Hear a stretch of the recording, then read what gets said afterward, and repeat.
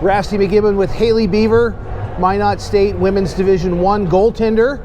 And, I know it's always taboo to say it, but I guess we can say it now. Congratulations on a shutout. Thank you. Against Midland. You guys were the number 3 coming in. They were the number 2, so definitely an upset. Just give me your perspective on the game. It was a big game. We had a lot coming in. We struggled a lot with this team, back and forth, lots of penalties always, but today we just really focused on sacrifice. That was our thing, and I think we really did that today. We sacrificed a lot. We all battled each other out, and we really played as a team. I would say, based on that post-game, them all jumping on top of you, it looks like you were the human sacrifice. Yeah, I was worried about the legs for a little bit, but we were all good. In speaking with one of your teammates just before this, you had success against Midland early in the year, and then they seemed to have your number throughout.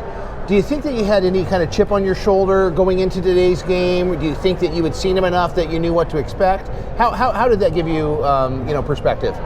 We always hope that we know a team well enough, but with every practice is different. Someone could have changed something, but we just wanted to focus on the fundamentals. Yeah, just try and overpower them a little bit. When you have a day that essentially has so many, whether you're shorthanded or on the power play, for a significant portion of the game you were not playing 5-on-5. Is it hard to get into a rhythm when it's like that? Yeah, it's really hard to focus on the 5-on-5 play when you're always on kill or power play, but we really just had to focus on our special teams and then let the 5-on-5 take over afterwards. You know that they are a team that is going to give you 60 minutes of hockey. Tell me personally the feeling when Sydney put a goal in.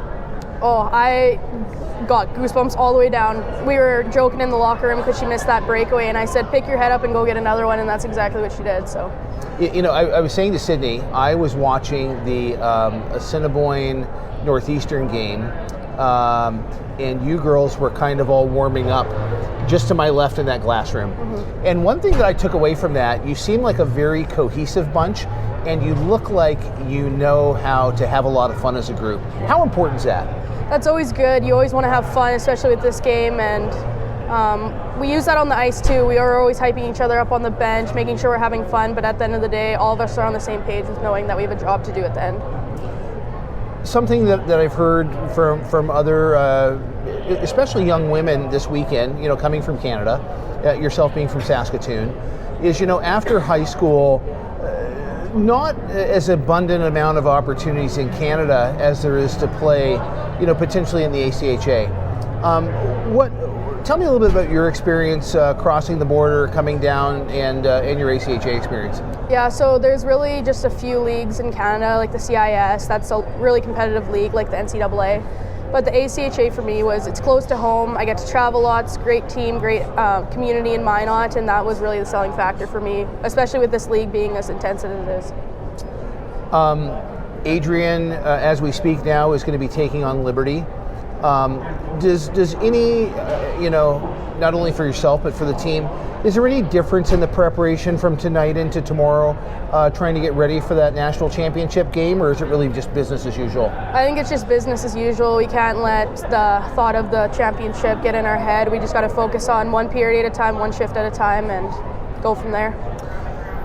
Beating a team in Midland who really, as your teammate had said, had kind of dominated you throughout the season. What does that do for your level of confidence now as you prepare for the national championship game? My dad's like a really big mental coach for me, and he said, at this point you have nothing to lose. Just go out there, have fun, play as a team, and do your best, and that's all that matters. So that's what really stuck with me today, is just doing my best and helping my team out. So I saw your mom and dad here. Tell me how cool it is that you're able to be down here miles and miles and miles, not only from school, but miles and miles from home, and have your folks here. It's amazing. I haven't seen them since just after Christmas, so it's an amazing feeling to have them out here. we're missing my sister, but she's at home working. But Yeah. having the parents here is unbelievable. Well, hopefully your sister can tune into this. When we get it Yeah. done. Anyway, this is Haylie Biever. Congratulations Yes, on the shutout thank and on the you. win. They will be facing the winner of Adrian and Liberty tomorrow in the Women's Division I National Championship here from Marlborough, Massachusetts. This is Minot State Beavers with a 1-0 win, and you catch the shutout. Yeah. Congratulations. Okay.